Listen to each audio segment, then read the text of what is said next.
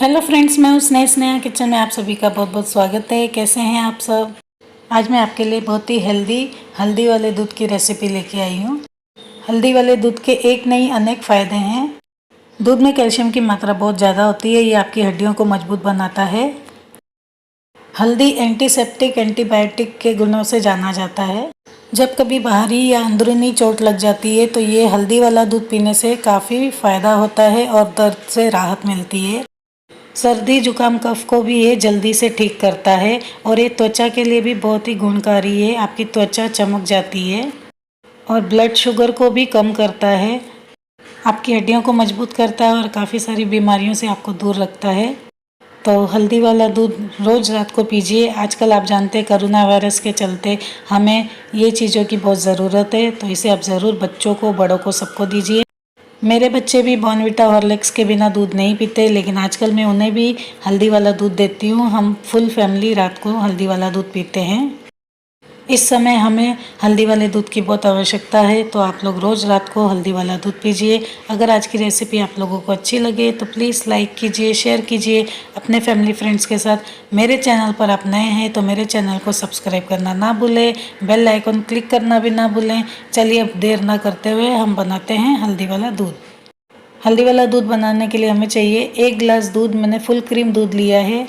Half tea spoon हल्दी powder, आप pure हल्दी पाउडर लीजिए। 1 टेबलस्पून चीनी, मीठा आप अपने हिसाब से कम ज़्यादा ले सकते हैं। सबसे पहले हम गैस ऑन करेंगे, एक बर्तन रखेंगे, इसमें हम 1 गिलास दूध का डाल देंगे और दूध को हम बॉयल आने देंगे फुल फ्लेम पर। दूध में बॉयल आने वाला है। अब इसमें मैं हाफ टी स्पून हल्दी पाउडर डाल रही हूँ। अगर आपने दूध की मात्रा ज़्यादा ली है, 2 गिलास लिया है, तो आप 1 टीस्पून हल्दी पाउडर डालिए। 1 बड़ा चम्मच चीनी, मीठा आप अपने हिसाब से कम ज़्यादा कर सकते हैं। अब इसे हम अच्छे से मिक्स कर देते हैं और फुल फ्लेम पर इसे एक बॉयल आने देते हैं।